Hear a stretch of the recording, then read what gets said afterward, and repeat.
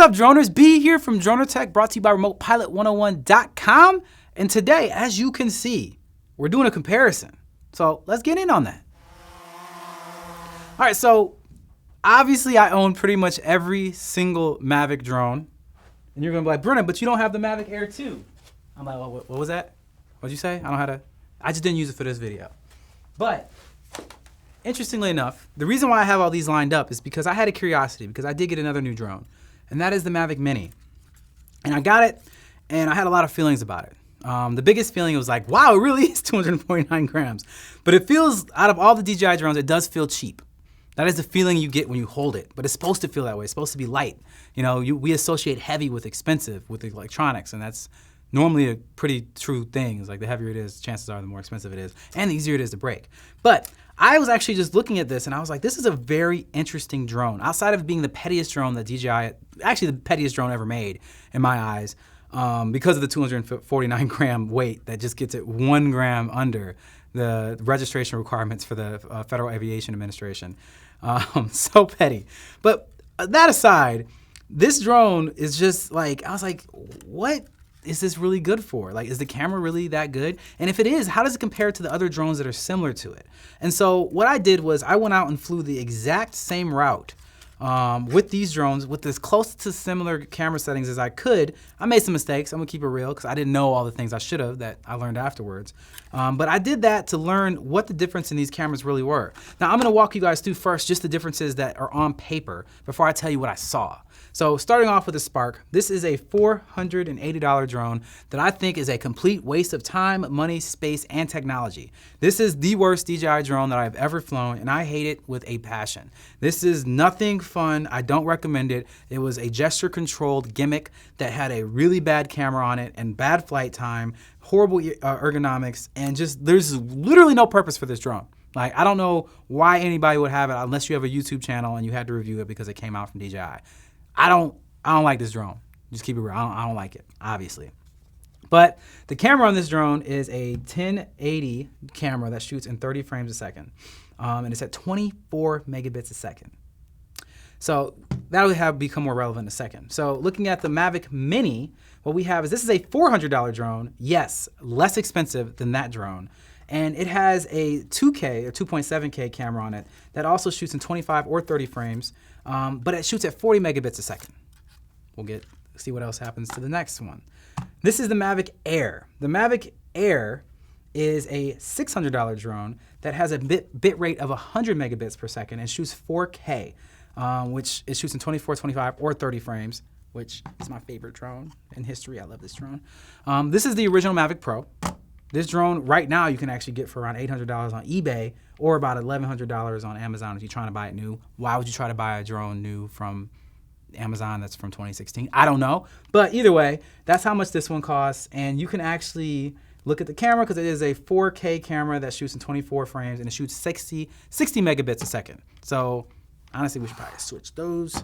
And then we have our standard setter. This is the king of the hill as of this moment, the Hasselblad glass, the expensive price tag. This is the Phantom, joking. This is the Mavic Pro 2. That's all it is, not the Zoom, the Pro. And this thing right here is a monster because this shoots 4K and the megabits are 100. But the difference is the sensor size as well as the camera size. Look how big that thing is. This has a 1-inch sensor on it, which is a huge deal, as well as aperture control. This is by far the best camera on any of the Mavic drones. Like, it's not even a competition. I just put this in here for fun. And so what I'm gonna do for you guys, I'm just gonna line up all this footage and I'm just gonna generally talk about the things that you notice. Because how I have these lined up is kind of similar to how they came out, to be honest. Like, on paper is kind of what you get. So here we go. So the Spark is crap. I hate the Spark. I hate it so much because I tried to fly it and it didn't even let me, like, there was software issues. I couldn't even see what I was doing when I was flying. I was flying blind. I didn't know when it was rolling and when it wasn't. So there's only actually one clip of the Spark. I got 2 clips of the rest of them. So it just didn't look good.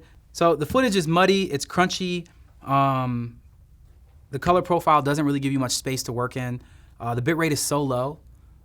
Even for a 1080 image, it's just not looking good. So the bitrate matched with just the crappy non-existent aperture. I didn't use any ND on any of these. Just doesn't look great. So moving on to the Mavic Mini. Now this drone, like I said, is less expensive than the Mavic Pro. I mean the Spark, but it does have a better camera than the Spark, and it has just better everything. It folds into a smaller piece.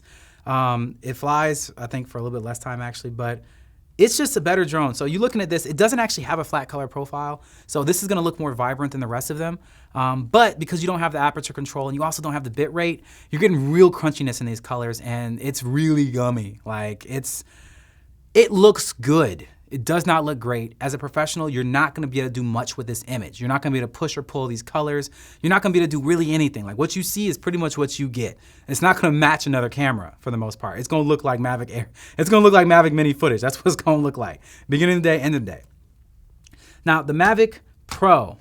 This drone is really interesting because it has the most color profiles out of any DJI drone outside of the Inspire one, which are the most unnecessary things. I feel like the engineers are just like, well, let's just give everybody everything. Like, let's get the old sepia tone in here and all this. Let's have them edit while they're flying. Like, it's like nobody wants to do that. Nobody uses those color profiles. But either way, it has all those color profiles. I shot this in D-Cine-like, which is now the standard log format for all the Mavic drones.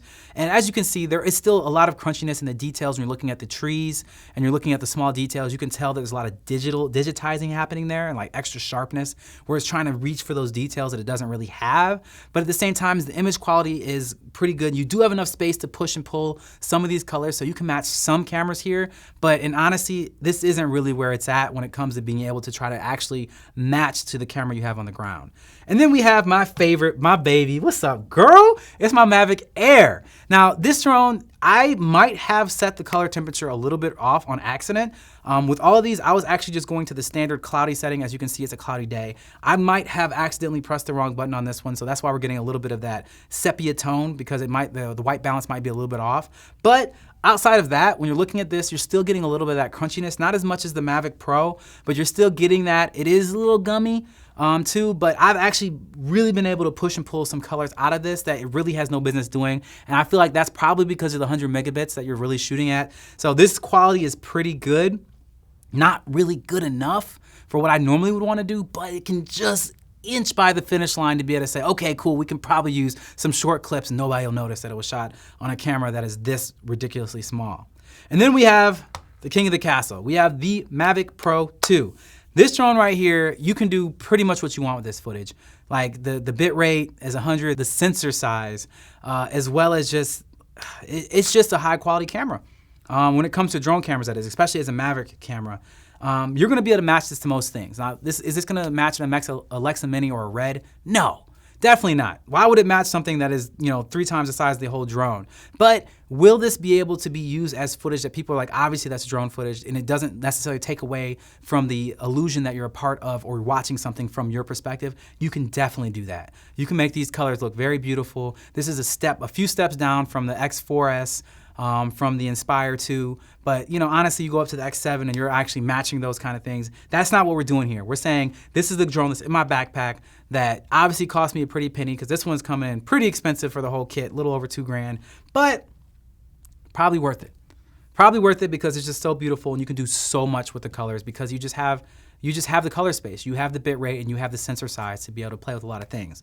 So the big thing that I wanted to really figure out when I was doing this experiment is this Mavic Mini's camera worth it? Is it worth it? Is it good enough to be able to justify the price tag for what it is? And I'm gonna say yes. I'm gonna say an emphatic yes. I was actually surprised by this camera because it was pretty close to the quality of the Mavic Pro original, which is a ridiculous feat for a drone that costs a third of what that drone costs and weighs less than a third of that. The flight time isn't that great. It's not gonna be able to handle that well in wind. But if you're like, I wanna get myself a little toy drone that actually does take decent video and pictures that I can just have in my little backpack in the corner and I wanna spend less than $500, this is it. This is that drone that I would say is completely worth it for somebody that is 100% a hobbyist, that just wants to fly for fun, that just wants to look cool on their Instagram. Like, this drone is pretty dope for that. I'd still say my favorite though is the Mavic Air. Like that, if you're gonna buy one of the two, the similarly priced ones, I'm gonna go with the Mavic Air original. It is incredible. It's heavier, but it's just more robust. It's never given me a problem in years. It is absolutely fantastic. And these other two drones here, the original Mavic Pro and the Spark, they can pretty much kick rocks. And this, I don't see a reason for those for most people ever. And obviously, if you're a pro and you really want to get some serious image quality, Mavic 2 Pro, we out here. All right, Droners, thank you guys so much for checking out this edition of a comparison video on the cameras of all 5 of these drones. Know that more of these are coming because I got more drones, as I showed you guys earlier in the video. So if you guys like what you're seeing and you do want to see me do more comparison videos or more testing of these cameras, then go ahead, like, subscribe, share, do all the things to show me that you love me. I'm making this video because I love you. And if you love yourself, then make sure you stay fly. That was great. Yeah, I didn't think I knew all that. Bust. I really didn't think I knew all that. I was like, oh, I was listening to myself talk. It sounds like I know what I'm talking about. I said dynamic range and crunchy and